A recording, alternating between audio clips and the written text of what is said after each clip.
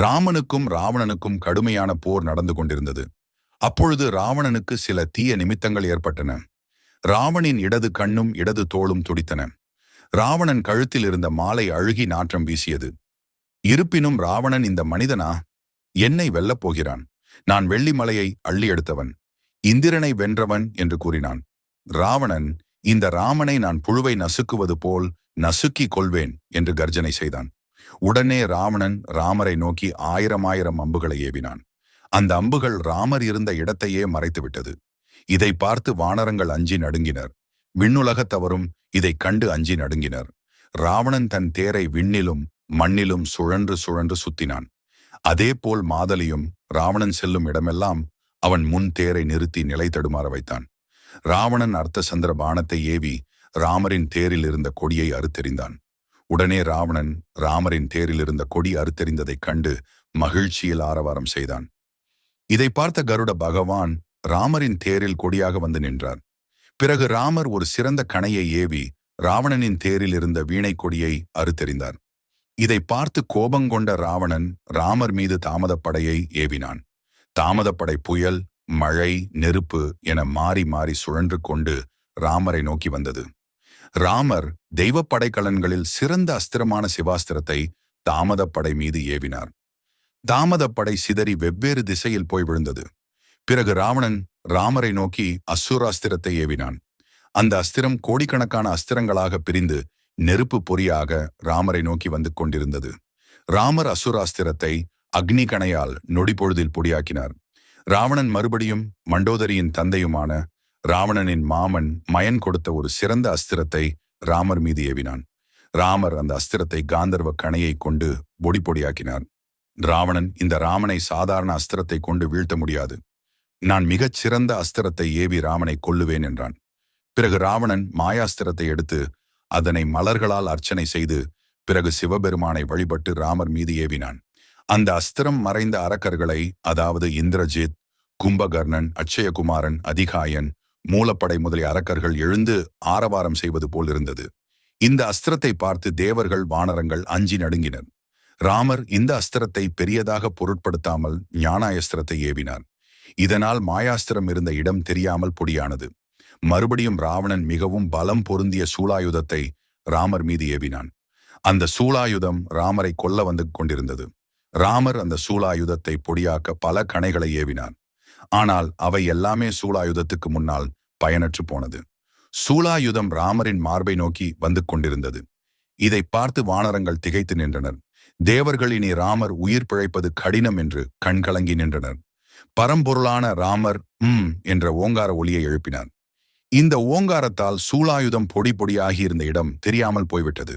இதை பார்த்த ராவணனும் ஆச்சரியமடைந்தான். சக்தி வாய்ந்த சூலாயுதம் ஒரு சாதாரண மனிதனால் அழிந்துவிட்டதை நினைத்து அதிர்ச்சி அடைந்தான். இவன் என்ன சிவபெருமானா? அப்படி இருந்தால் இவனுக்கு 3 கண்களும் நீலமேகம் போன்ற நிறமுடைய மேனியும் இருக்க வேண்டும். அதனால் இவன் சிவன் இல்லை. சிவன் இல்லை என்றால் பிரம்மதேவனா? பிரம்மதேவனாக இருந்தால் 4 முகங்களும் 8 கண்களும் இருக்க வேண்டும் அல்லவா? அதனால் இவன் பிரம்மதேவன் இல்லை. பிரம்மதேவன் இல்லை என்றால் இவன் திருமாலா? திருமாலாக இருந்தால் இவன் கையில் சங்கு சக்கரம் இருக்க வேண்டும் அல்லவா? அதனால் இவன் திருமாலும் இல்லை. நான் பலகாலம் தவமிருந்து முயன்று பெற்ற வரங்களையெல்லாம் அழித்து விட்டான்.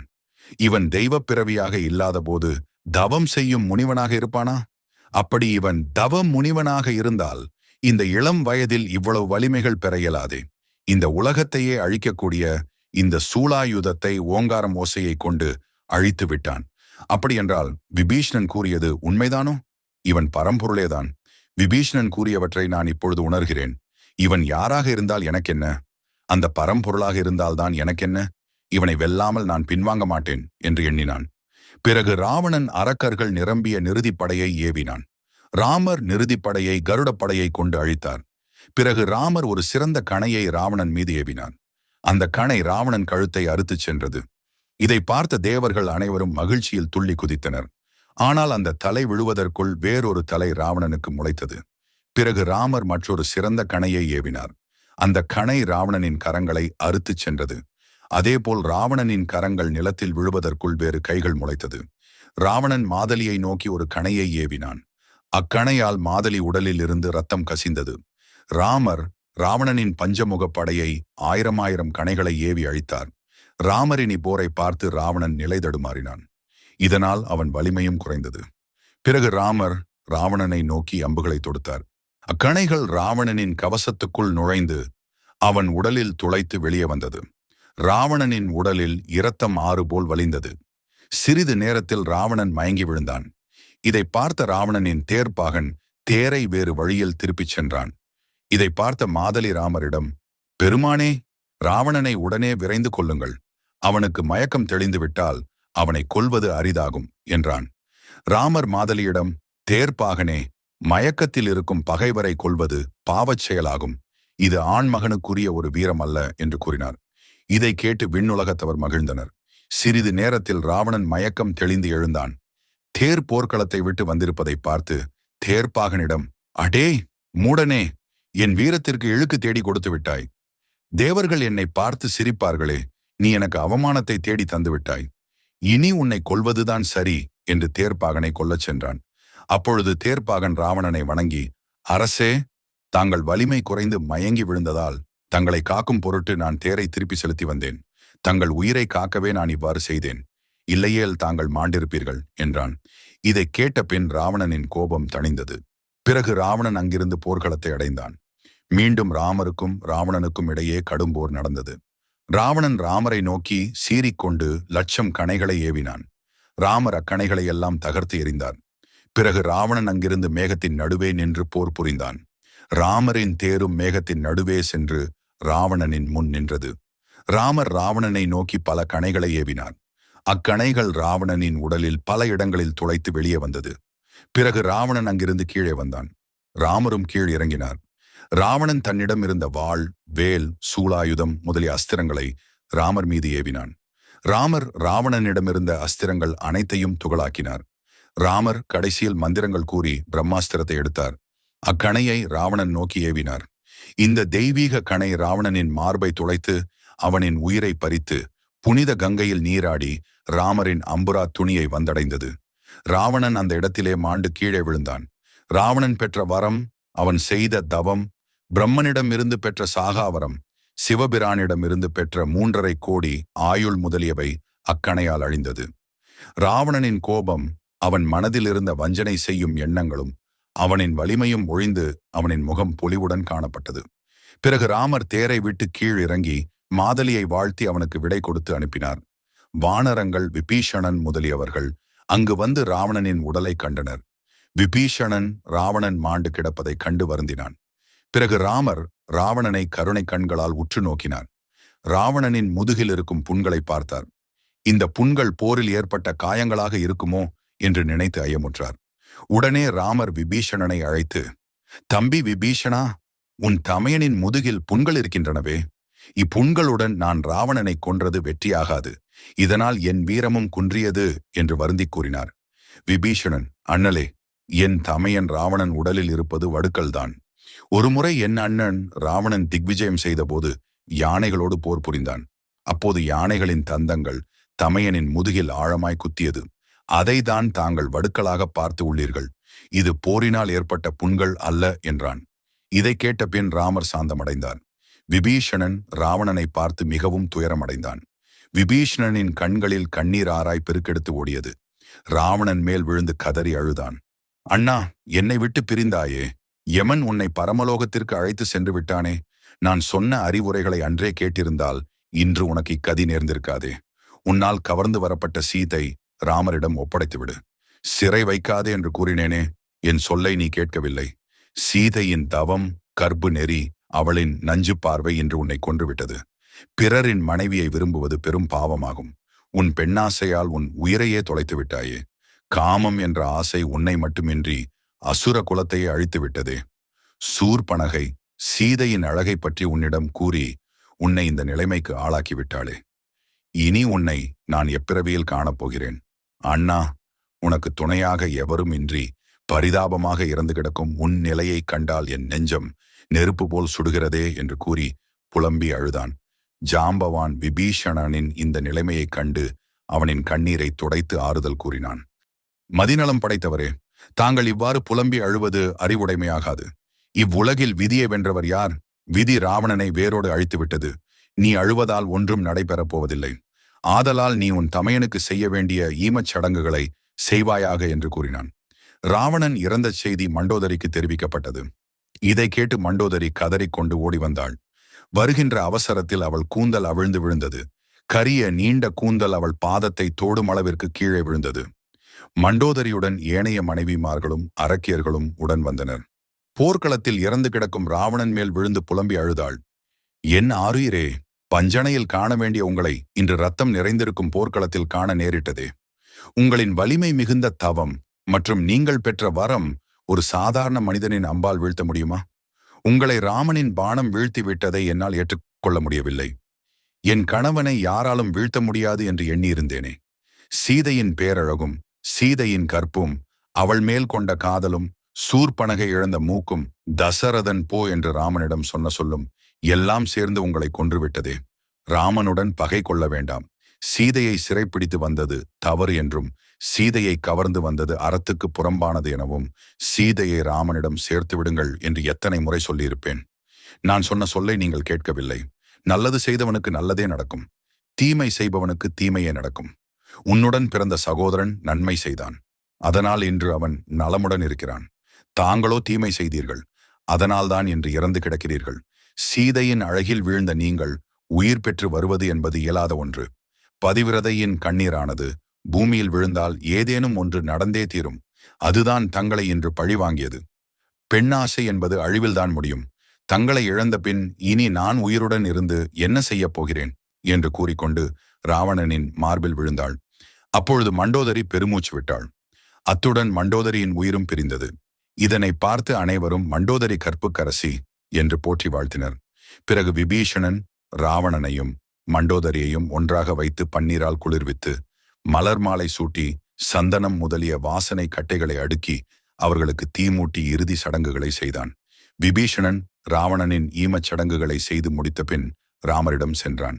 ராமர் 14 ஆண்டுகள் வனவாசம் பூண்டு வந்து இருப்பதால் அவர் இலங்கை நகருக்குள் செல்வது என்பது ஏற்றதல்ல. ராமர் லட்சுமணனிடம், தம்பி லட்சுமணா, நீ விபீஷணன், சுக்ரீவன், அனுமன் முதலிய வானர வீரர்களை அழைத்து இலங்கை நகருக்கு சென்று விபீஷணனுக்கு வேத முறைகள்படி இலங்கையின் அரசனாக முடிசூட்டி பட்டாபிஷேகம் செய்துவிட்டு வருவாயாக என்று கட்டளையிட்டார். பிறகு லட்சுமணன், விபீஷணன், சுக்ரீவன், அனுமன் முதலிய வானர வீரர்கள் புடைசூழ இலங்கை நகருக்கு சென்று இலங்கை நகரை அலங்கரித்தனர். தேவர்கள், முனிவர்கள் விபீஷணனின் முடிசூட்டு விழாவில் கலந்து கொண்டனர். புண்ணிய தீர்த்தங்கள் கொண்டு வரச் செய்து வேள்வியில் தீ மூட்ட முனிவர்கள் மந்திரங்கள் சொல்ல விபீஷணனை அரியணையில் அமர வைத்து வேத கோஷங்கள் முழங்க மங்கள ஸ்நானம் செய்வித்து புத்தாடைகள் அணிந்து அபிஷேகம் செய்து அனைவரின் முன்னிலையிலும் லட்சுமணர் விபீஷணனுக்கு இலங்கையின் அரசனாக முடிசூட்டினார். இலங்கையின் அரசனாக முடிசூட்டி கொண்ட விபீஷணன் லட்சுமணனை வணங்கினான். தேவர்களும் முனிவர்களும் விபீஷணனை வாழ்த்தினர். விபீஷணனின் மனைவி சரமை, விபீஷணனின் மகள் திரிசடை மகிழ்ச்சி அடைந்தனர். அரண்மனையில் பட்டாபிஷேகத்தை பார்த்து ரம்பையர்கள் நடனமாட இசை கச்சேரி நடைபெற்றது. விபீஷணன் வறியவர்களுக்கு பொன்னும் பொருளும் வழங்கினான். இலங்கை நகரமே விழாக்கோலம் பூண்டது. பிறகு விபீஷணன் ராமரிடம் ஆசி பெற போர்க்களத்திற்கு வந்தடைந்தான். விபீஷணன் ராமரின் திருவடியில் விழுந்து ஆசி பெற்றான். ராமர் விபீஷணனை அன்போடு தழுவிக்கொண்டார். பிறகு ராமர், விபீஷணா, அரச பதவியை ஏற்றுக்கொண்ட நீ என்றும் ஏழை மக்களுக்கு உறுதுணையாக இருந்து தொண்டு செய்ய வேண்டும். உனது ஆட்சியில் அறத்தை நிலைநாட்ட வேண்டும். நான் தான் அரசன் என்று சிறிதும் கூட மனதளவில் ஆணவம் கொள்ளக்கூடாது. மக்கள் நலனில் அதிக கவனம் செலுத்த வேண்டும். உனது நாட்டை கண்ணும் கருத்துமாக அறநெறியுடன் நீதி நெறி தவறாமல் ஆட்சி புரிய வேண்டும் என்று வாழ்த்தினார். பிறகு ராமர் அனுமனிடம், அன்பனே, நீ சீதையிடம் சென்று ராவணனின் வதத்தை கூறுவாயாக என்று கூறினார். அனுமன் ராமரிடம் இருந்து விடை பெற்று மிகவும் மகிழ்ச்சியுடன் அசோகவனத்திற்கு சென்று சீதையின் திருவடிகளில் விழுந்து வணங்கினான். பிறகு அனுமன், அன்னையே, நான் தங்களுக்கு ஒரு சுப செய்தியை கொண்டு வந்துள்ளேன். ஸ்ரீ ராமச்சந்திர மூர்த்தி அவர்களின் ராமபாணத்தால் ராவணன் மாண்டான். அது மட்டுமில்லாமல் இப்பொழுது விபீஷணனுக்கு முடிசூட்டு விழா நடைபெற்று முடிந்தது என்று கூறினான். இச்செய்தியை கேட்டு சீதை அளவற்ற மகிழ்ச்சி அடைந்தாள். மகிழ்ச்சியில் சீதை என்ன செய்வது என்று தெரியாமல் திகைத்து நின்றாள். அனுமன் சீதையை பார்த்து, அன்னையே, தாங்கள் இந்த சுப செய்தியை கேட்டு ஒன்றும் பேசாமல் இருப்பது ஏன் என்று கேட்டான். அதற்கு சீதை, மாருதியே, அளவு கடந்த மகிழ்ச்சியினால் என்ன சொல்வதென்று தெரியவில்லை என்றாள். சீதை அனுமனிடம், மாருதியே, நீ எனக்கு செய்த உதவிக்கு நான் உனக்கு என்ன கைமாறு செய்யப் போகிறேன் என்று தெரியவில்லை. அன்று என் உயிரை மாய்த்து கொள்ளும் தருவாயில் இருந்த எனக்கு நீ கொண்டு வந்த கணையாழி என் உயிரை காப்பாற்றியது. இன்று நீ சொன்ன சுபச் செய்தி என் மனதை குளிர வைத்தது. இந்த 3 உலகத்தையும் உனக்கு காணிக்கையாக கொடுத்தாலும் நீ செய்த உதவிக்கு ஈடாகாது. ஏனென்றால் உலகங்கள் அழியக்கூடியது. உன்னை என் தலையில் வைத்து தொழுவதே சிறந்தது. மாருதியே, உனக்கு என்ன வரம் வேண்டும் என்று கேள், அவ்வரத்தை நான் உனக்கு தருவேன் என்று சீதை கூறினாள். அனுமன் சீதையிடம், அன்னையே, நான் திருமணமாகாத பிரம்மச்சாரி. எனக்கு வேண்டுவது உலகத்தில் இல்லை. தாங்கள் எனக்கு வரம் தருகிறேன் என்று கூறியுள்ளீர்கள். அன்னையே, தங்களை 10 மாதங்கள் கத்தியும் கோடாரியும் காட்டி தங்களை பயமுறுத்திய இந்த அரக்கிகளை நான் கொல்வேன். தாங்கள் இந்த வரத்தை எனக்கு அருள வேண்டும் என்று கேட்டான். இதை கேட்ட அரக்கியர்கள் அனைவரும் பயத்தில் சீதையை சரணடைந்தனர். சீதை அரக்கியர்களுக்கு அபயம் அளித்தார். பிறகு சீதை அனுமனிடம், மாருதியே, இந்த அரக்கியர்கள் எனக்கு தீங்கு செய்யவில்லை. நான் செய்த தவறினால் இந்த துன்பம் ஏற்பட்டது. எனக்கு இத்தனை நாட்கள் ஏற்பட்ட துன்பத்திற்கு இந்த பெண்கள் காரணம் அல்ல. ராவணனின் ஏவலினால்தான் இவர்கள் எனக்கு துன்பத்தை தந்தார்கள். நான் எம்பெருமானுக்கு துணையாக இக்கானகத்திற்கு வந்தேன். கானகம் வந்த நான் ஒரு மானின் மேல் ஆசைப்பட்டது என் தவறுதான். அந்த மானை வேண்டும் என்று கேட்காமல் இருந்திருந்தால் இத்தனை துன்பங்கள் நேர்ந்திருக்காது. 14 ஆண்டுகள் உண்ணாமலும் உறங்காமலும் எம்பெருமானை காவல் புரிந்த லட்சுமணனின் மனதை புண்படும்படி பேசினேன். நான் அவ்வாறு பேசாமல் இருந்திருந்தால் இத்துன்பம் நேராமல் இருந்திருக்கும். எங்களை 14 ஆண்டுகள் வனவாசம் அனுப்ப காரணமாயிருந்த கூனியை விடவா இவர்கள் கொடியவர்கள்? நயவஞ்சகம் செய்து வனவாசம் அனுப்பிய கூனியை நான் நினைத்தால் அக்கூனி அன்றே மடிந்திருப்பாள். கூனி செய்த குற்றத்தை பொறுத்த என்னால் இவர்கள் செய்த துன்பங்களை பொறுக்க வேண்டும் அல்லவா? அன்னையே, நான் தங்களின் வார்த்தைகளுக்கு உட்பட்டு இந்த அரக்கப் பெண்கள் மேல் கருணை காட்டுகிறேன் என்று கூறிவிட்டு சீதையிடம் ஆசி பெற்று அங்கிருந்து விடை பெற்று சென்றான். பிறகு அனுமன் ராமரிடம் வந்து, பெருமானே, தாங்கள் ராவணனை வதம் செய்த செய்தியை நான் அன்னை சீதையிடம் கூறினேன். அவர் அதை கேட்டு அளவற்ற மகிழ்ச்சி அடைந்தார் என்று கூறினான். அதன் பின் ராமர் விபீஷணனை பார்த்து, தம்பி விபீஷணா, பணிப்பெண்களிடம் சீதைக்கு தேவையான ஆடை ஆபரணங்களை கொடுத்து சீதையை அலங்கரித்து அழைத்து வரச் சொல் என்று கட்டளையிட்டார். விபீஷணன் ராமரிடமிருந்து விடை பெற்று அசோகவனம் நோக்கிச் சென்றான். விபீஷணன் அசோகவனத்தில் இருக்கும் சீதையை வணங்கி சீதையின் திருவடிகளில் விழுந்து வணங்கினான். அப்பொழுது அருகில் இருந்த திரிசடை சீதையிடம், அம்மா சீதை, இவர்தான் என் தந்தை என்று அறிமுகம் செய்து வைத்தாள். விபீஷணன் சீதையிடம், தாயே, எம்பெருமான் ராமச்சந்திர மூர்த்தி தங்களை காண விரும்புகின்றார். தேவர்களும் தங்களை தொழுவதற்காக எதிர்பார்த்து காத்து கொண்டிருக்கின்றனர். அதனால் ஸ்ரீராமர் தங்களுக்கு ஆடை ஆபரணங்கள் கொடுத்து அலங்கரித்து அழைத்து வரச் சொல்லி கட்டளையிட்டுள்ளார் என்று கூறினான். இதை கேட்ட சீதை விபீஷணனிடம், அன்பனே, நான் ஆடை ஆபரணங்களின்றி தவகோலத்திலேயே வர விரும்புகிறேன். நான் இத்தனை நாட்கள் உண்ணாமலும் உறங்காமலும் தவ செய்த கோலத்தை அவர்கள் காண வேண்டாமா? அதனால் நான் தவகோலத்திலேயே வருகிறேன் என்று கூறினான். விபீஷணன், அன்னையே, இது எம்பெருமான் ஸ்ரீராமனின் கட்டளை. இதை எவ்வாறு மீறுவது என்று கேட்டான். பிறகு சீதை இது எம்பெருமானின் கட்டளை என்பதால் சரி என்று சம்மதித்தாள். அதன் பின் விபீஷணன் சீதையை அலங்கரித்து வரச் சொல்லி தேவ மாதர்களுக்கு கட்டளையிட்டு அங்கிருந்து சென்றான். பிறகு ரம்பை, ஊர்வசி, மேனகை முதலிய தேவ மாதர்கள் சீதையை நறுமண நீரால் குளிர்வித்து நறுமண தைலங்கள் பூசி ஆடை ஆபரணங்களால் அழகாய் அலங்கரித்தனர். அதன் பின் சீதையை பல்லக்கில் ஏற்றி ராமர் முன் கொண்டு வந்து நிறுத்தினர். சீதையை பார்க்க தேவர்களும் முனிவர்களும் அங்கு வந்து கூடினர். வானர வீரர்கள் சீதையை பார்த்து பணிந்து நின்றனர். சீதை ராமரை பார்த்து தரிசித்தாள். சீதை பல்லக்கிலிருந்து இறங்கி ராமரை வணங்கி கண்களில் கண்ணீர் தழும்ப அவரின் திருவடியில் விழுந்து வணங்கினாள். ராமரும் சீதையை கருணை கொண்டு அன்பாக நோக்கினார். ஆனால் சீதையை நோக்கிய மறு நிமிடத்தில் ராமரின் முகத்தில் கருணையும் தென்படவில்லை, அன்பும் தென்படவில்லை. ராமரை பொறுத்தவரை அவருக்கு சீதை மேல் பரிபூரணமான நம்பிக்கை உண்டு. என்றாலும் மாற்றானின் சிறை வைக்கப்பட்டிருந்த சீதையை பற்றி மக்கள் என்ன நினைப்பார்கள் என்றதொரு சந்தேகம் அவருக்கு வரவே அவர் சீதையை மறுபடியும் மனைவியாக ஏற்றுக்கொள்வதில் ஒரு மனத்தடை ஏற்பட்டது. அதனால் ராமரின் கண்களில் கோபம் சீற்றமாய் நிறைந்திருந்தது.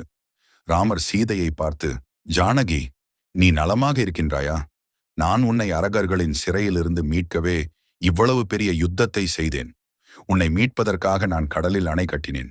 ரகு குலத்தில் பிறந்த நான் என் மனைவியை அரக்கர்கள் கவர்ந்து சென்றார்கள் என்னும் பழியை தீர்க்கும் பொருட்டே இத்தகைய மிகப்பெரிய யுத்தத்தை வெற்றிகரமாக முடித்தேன். ஜானகி, நீ ராவணனின் சிறையில் நெடுநாள் இருந்திருக்கிறாய். உனக்கு அங்கு நல்ல உணவுகள் கிடைத்திருக்குமே. அரக்கிகளுடன் சேர்த்து மாமிசம் உண்டாயா? மது அருந்தினாயா? நீதி தவறிய அரக்கனின் நகரில் அவனுக்கு அடங்கி நீ உயிர் வாழ்ந்திருக்கிறாய். மேலும் கற்புடைய பெண்கள் கணவனை பிரிந்த மறுகணமே உயிரை மாய்த்துக் கொள்வார்கள். ஆனால் நீயோ பெண் குலத்திற்கே இழிவை உண்டாக்கியுள்ளாய். நீ புழுவைப் போல் மண்ணிலிருந்து தோன்றியவள்தானே. அதனால்தான் உன்னிடத்தில் நற்குணம் இல்லை. நீ என் கண்முன் நிற்காதே, இங்கிருந்து சென்றுவிடு என்று மிக கோபமாக கூறினார்.